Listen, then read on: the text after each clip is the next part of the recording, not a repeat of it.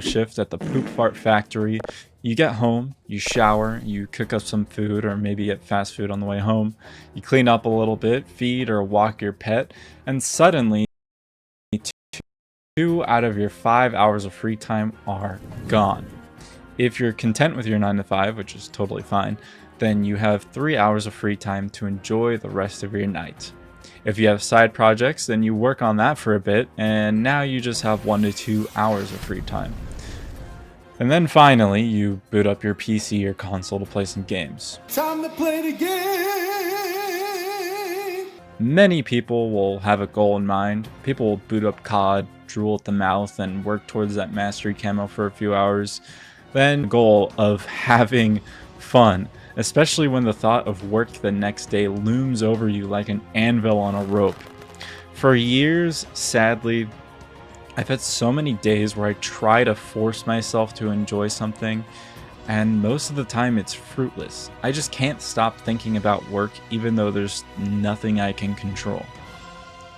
A very modern question that I even find myself looking up is, how do I enjoy video games again?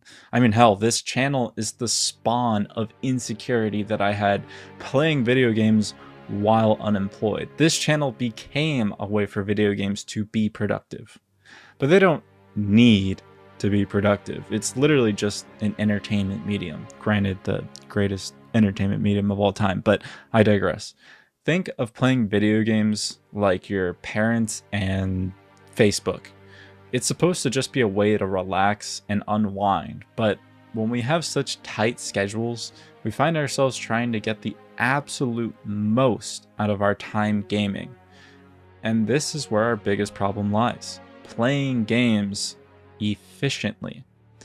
What I mean by playing games quote unquote efficiently is that whenever you boot up your current game, you tend to look up your builds, the best dialogue choices, how to finish puzzles, how to beat bosses, or do an exploit for more money, all in the name of wanting to maximize your free time. You also start to skip dialogue, you don't read the notes or journals even though they add a lot to the atmosphere, and sometimes you just install a bunch of mods that alter the game completely. The gaming field has changed a lot with easily accessible internet. And honestly, I think that can ruin your experience in a game. Now, these solutions I'm going to provide aren't the solutions to all your problems, but think of it as advice from another pair of eyes. And don't be afraid to say to yourself, well, this advice really isn't for me. Not all advice is for everyone, but hear me out. I think the true way to play a game is to treat it like you're playing it 15 years ago. Let's dig up an old memory of yours, or not if you didn't experience this, but bear with us, rememberers. 10 to 15 years ago, you walk into a GameStop and you bolt it right towards your console section.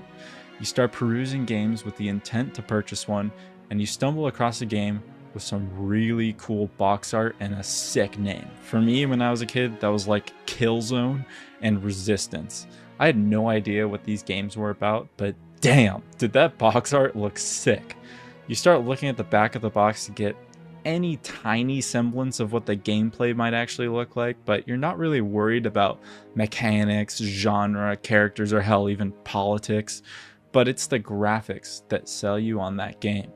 You make the purchase, and on the car ride home, you rip up that plastic wrap, get that new game smell. Just start it with the goal of not looking up a single thing. Play through the whole game if you enjoy it, and I promise you, every victory, puzzle solve, build that you come up with yourself, and dialogue choice that ends well will all feel so much more rewarding. This is the way developers want you to play the game. I recently played Timberborn for the first time. I am absolute dog water at city builders and strategy games for some reason, so in order to enjoy this one, I set the difficulty to the easiest and I worked on small little goals. Slowly, through trial and error, I learned how to actually play the game, but more importantly, I enjoyed my entire journey because I just took my time with it. I didn't look anything up, and I'm prouder than ever that my virtual beavers get to have a nice life. If I were to watch a 1 hour long video on Timberborn, things I wish I knew before playing the game, I think my experience would just be dampened. Although I will say the worst part is when the game isn't clear enough on what to do next. Productive might be why you feel anxious playing video games. So go be productive, even for just a little bit, and reward yourself with video games. You will have a much healthier relationship with your games if you do both of these, in my opinion. So that's it. That's my tip for all of you in the same boat as me or anyone. Play a game like you're a kid again, and if you have to, just make video games a reward for a hard day's work. That's really all I got. This was just a thought that I've been having for a while, and after testing it myself, I just felt that I should share my experience with you guys. So subscribe or you'll be forced to lose 2 hours of progress